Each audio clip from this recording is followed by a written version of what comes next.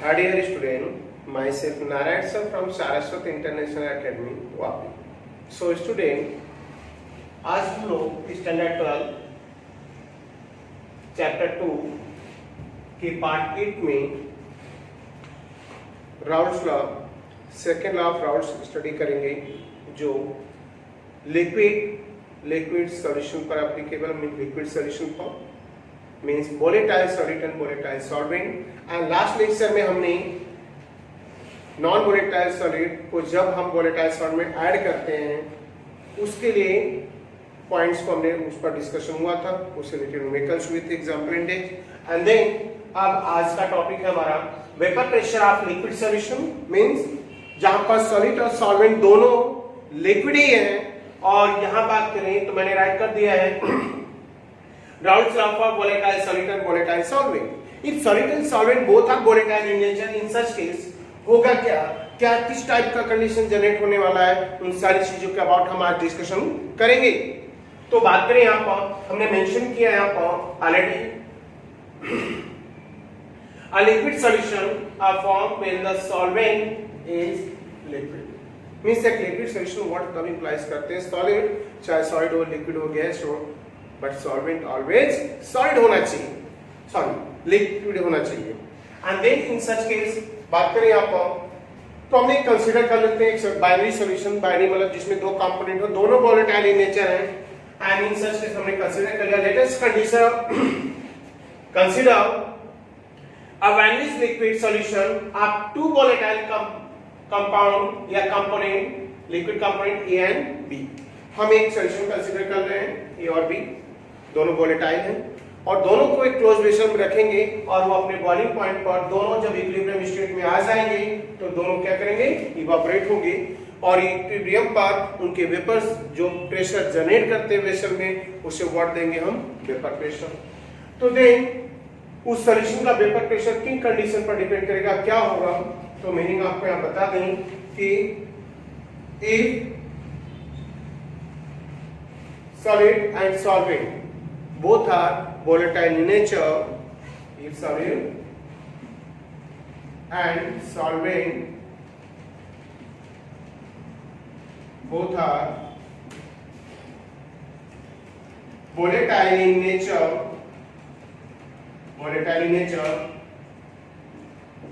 then the total vapor pressure, then the total vapor pressure of solution will become equal to the sum of partial pressure of component A and B. अगर salt और solvent यहाँ पर A and B दोनों volatile है तो ये terms जाएगा according to Dalton's law. तो अकॉर्डिंग टू डाल्टन्स लॉ की बात करें यहाँ पर तो ये जो टर्म्स हमने राइट किया है इस पर एप्लीकेबल है, जो ये कॉन्सेप्ट है यहाँ पर according to Dalton's law of partial pressure. तो साइंटिस्ट डाल्टन्स का एक कॉन्सेप्ट है कि अगर सॉलिड और सॉल्वेंट दोनों वोलेटाइल इन नेचर हो तो total vapour pressure of solution will become equal to sum of partial pressure of each component, right. तो यहाँ पर हमने मेंशन कर दिया है कि according to Dalton's law if solid and solvent both are volatile in nature, then the total vapor pressure of solution will become equal to the sum of partial pressure of component A and B. Means अगर मैं यहाँ पर right करूँ, मैंने एक component यहाँ पर mention कर लिया कि ये कंपोनेंट क्या है, ये है, और दूसरा कंपोनेंट है कैसा, ये कंपोनेंट B ले लिया. इसमें एक सॉलिड होगा, एक solvent, but both are volatile in nature.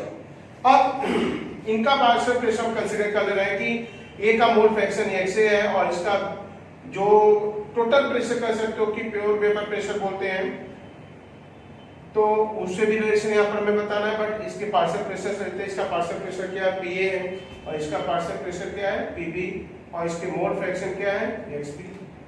तो अगर इनके मिलाने से हम एक सोल्यूशन बना रहे हैं यहाँ पर, तो अब ये बन गया हमारा क्या सोल्यूशन।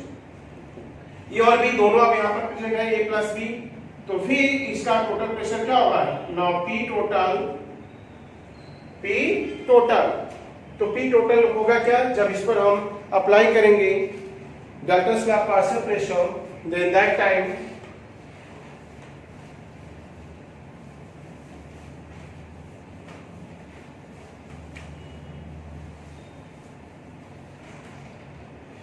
तो इंस्टेंस के यहाँ पर अगर अप्लाई करते पॉइंट्स, तो according to Dalton's law partial pressure, according to Dalton's law partial pressure P total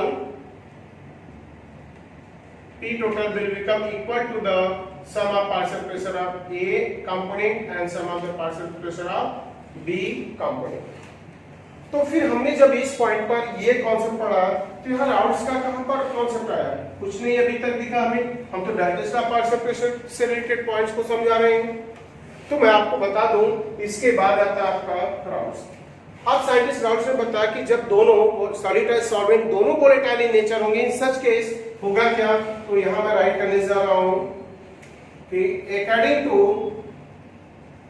rounds law, round का जो कॉन्सेप्ट यहां पर उन्होंने दिया है, ए solid and solvent both are volatile in nature, then vapor pressure of such component, the vapor pressure of such component is directly proportional to the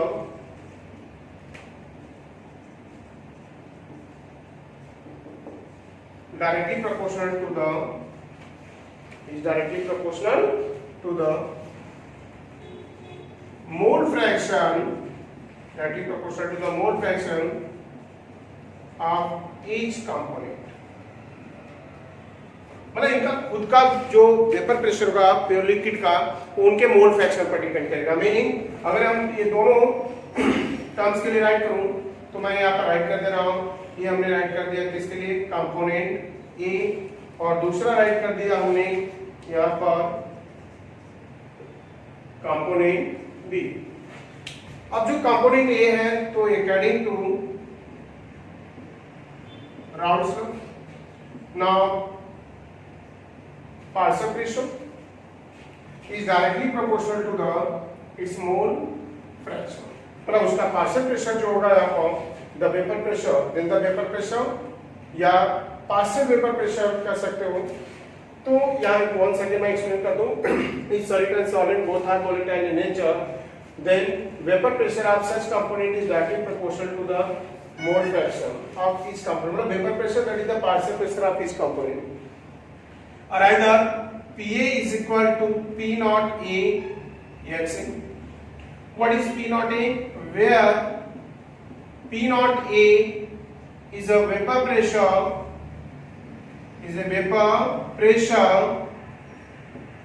of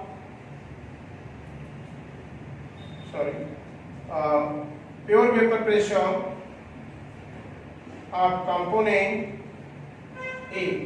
In same case यहाँ apply करें तो PB is directly proportional to the XB, इसका partial pressure खुद के mole fraction पर depend करेगा, and then PB is equal to P naught B XB। What is P naught B? Where P naught B pure vapor pressure of component B. अब जैसा कि इन दोनों को मिलाकर हम एक सॉल्यूशन बना रहे हैं, तो सॉल्यूशन का वेपर प्रेशर क्या होगा? तो then according to Dalton's law, a partial pressure now P total is equal to PA plus PB, and then what the value of PA PB? PA की वैल्यू यहाँ पर हमने ये निकाला है, PB की वैल्यू ये फाइंड की है, तो PA की वैल्यू हो गई P not A XA plus P naught B XB, और either where XA plus XB is equal to 1।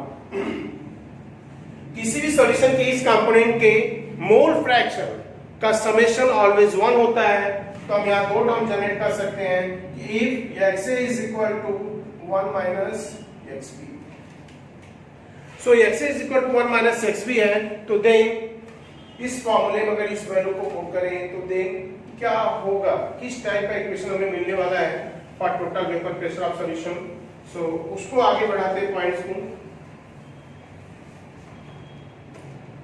अगर हम इस वैल्यू को जो हमने यहाँ पर राइट किया अभी कि x is equal to 1 minus xb, इस वैल्यू को यहाँ पर पुट कर दे तो फिर क्या होगा?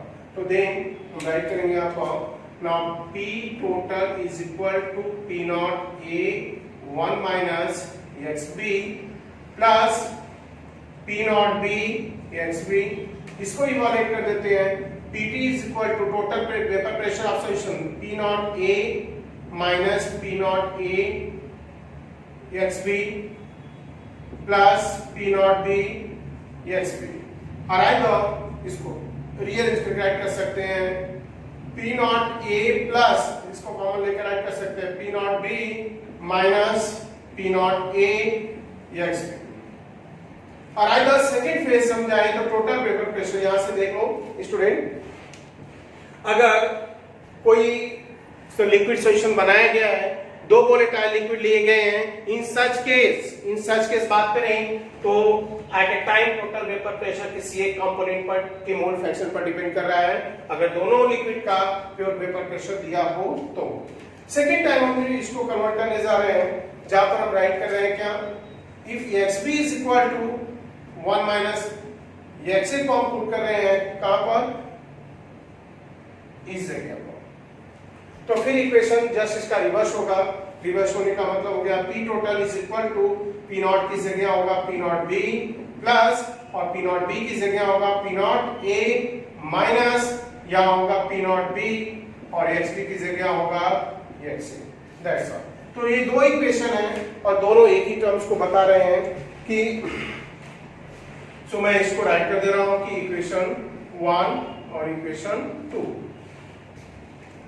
सो इससे क्या कंक्लूजन मिल रहा है, क्या पॉइंट्स मिल रहा है? तो हम from equation 1 and equation 2, equation 1 equation 2 से क्या पॉइंट्स हमें सीखने को मिल रहा है कि अगर हम इस चीज को देखें तो total vapour pressure of solution if solid and solvent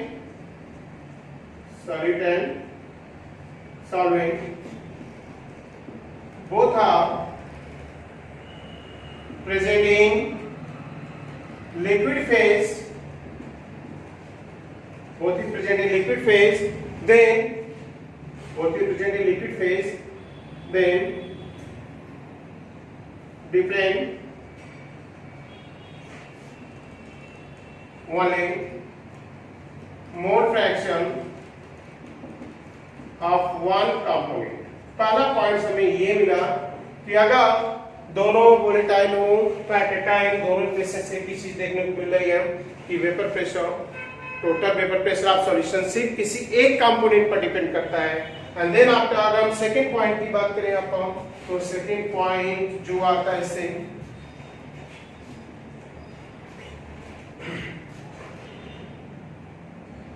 the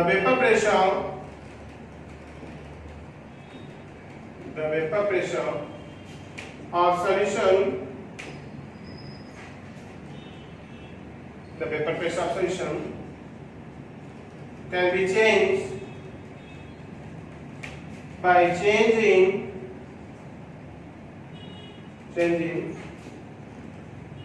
mole fraction of one component A or B, one component A or B, मतलब टोटल वेपर प्रेशर डिक्रीज या इंक्रीज हो रहा है, चेंज होगा, तो वो चेंज भी किसी एक के मोल फ्रैक्शन पर डिपेंड करेगा at a time. That is the conclusion of both equation 1 and 2. And then after हम इन पॉइंट्स को आगे बढ़ा रहे हैं. अगर मैं ये कंसीडर कर लूं कि जिस समय हमने वेपर प्रेशर XA और XB कंसीडर किया, आपका हमने बताया दोनों लिक्विड क्लोज वेसल में है, क्लोज वेसल में है, तो मैं आपको बता दूं कि कुछ पार्ट इसके कैसे लिक्विड फेज में तभी होंगे उस समय इनका मोल फ्रैक्शन है XA एंड XB, और जब कंपोनेंट किस फॉर्म में कन्वर्ट हो गए हैं, वेपर, तो वेपर में भी कुछ इसके मोल्स गए हैं, देन दैट टाइम इसका मोल फ्रैक्शन कंसीडर करेंगे YA एंड YB. तो हमने यहां पर कंसीडर कर दे रहे हैं आपको कि mole fraction and in vapour phase. But उससे बिफोर मैं इस पॉइंट पे एक बाय ग्राफ रिप्रेजेंटेशन देंगे कि कैसे मतलब मोल फ्रैक्शन किन पॉइंट्स पर डिपेंड है, ग्राफिकल रिप्रेजेंटेशन यहाँ पर. तो मैंने ये राइट कर लिया, क्या इस पॉइंट को डिटेक्ट कर दिया, वेपर प्रेशर है, और ये टर्म से आपका किसका मोल फ्रैक्शन. अब मोल फ्रैक्शन की बात करें,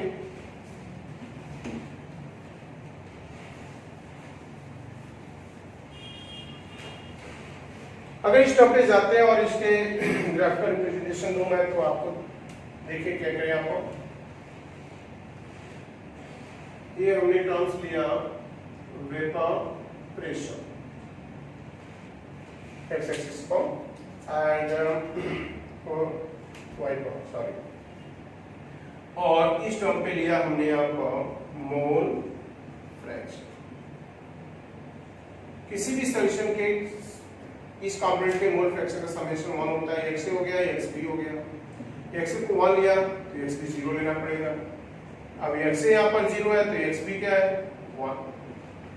एंड देन ये 1 है तो मतलब ये इसका पार्शियल प्रेशर बता रहा है, और ये किसका बता रहा है, PB पार्शियल प्रेशर. अगर मैं ये कंसीडर कर लूं कि PB सॉल्वेंट है, तो ऐसा भी मेंशन किया गया कि अगर दोनों वोलेटाइल है तो ऐसे अक्सर केस आते हैं कि जब दोनों वोलेटाइल हो तो उसमें भी सॉल्वेंट ज्यादा वेपर प्रेशर बनाएगा और सॉलिड क्या बनाएगा, कम बनाएगा. तो ये जो लाइन ड्रॉ कर रहे हैं और ये, तो ये पार्शियल प्रेशर किसका हो गया, PB का, ये PA का हो गया, and that is the solution. तो P total is equal to PA plus. अब इसके बाद हमने ये कंसीडर करने जा रहे हैं कि अब अगर इनके मोल फ्रैक्शन मतलब कुछ पार्टिकल वेपर में कन्वर्ट हो गए तो वेपर में क्या होगा. If mole fraction of component A and B in vapor phase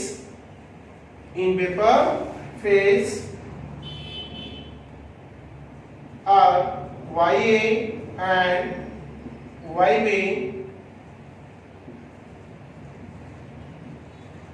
respectively. Then according to Dalton's law, तो according to Dalton's law अगर बात करें आपको तो क्या होगा. Dalton's law में मेंशन किया गया है आपको कि पार्शियल प्रेशर क्या करना चाहिए. यहाँ पर अगर हम Dalton's law अप्लाई करते हैं तो पॉइंट्स क्या आता है. अगर हम मोल फ्रैक्शन उनके YA और YB हमने कंसीडर कर लिया, जैसे हमने राइट भी किया है, तो इसके लिए पॉइंट्स पर जाएं. सो if mole fraction of both volatile liquid in vapor phase is YA and YB, then according to Dalton's law of partial pressure क्या होता है, उसके लिए होता है आपको कि partial pressure is equal to mole fraction into P total, total vapor pressure of solution. So हमारे पास पार्शियल प्रेशर एक, अब यही चीजें राइट करेंगे किसके लिए, फॉर कंपोनेंट A हम राइट करेंगे PA is equal to YA into P total और YA is equal to partial pressure of A component upon total pressure, that's all. Similar for component B के लिए write करेंगे तो YB is equal to its partial pressure means B component upon total pressure of solution. So that is the mole fraction of volatile solid and volatile solvent in vapor phase. अब इन points को पढ़ने के बाद हम लोग इनके base पर numerical करने वाले हैं, राइट. जो एग्जांपल है इंटेक्स उनको सॉल्व करेंगे.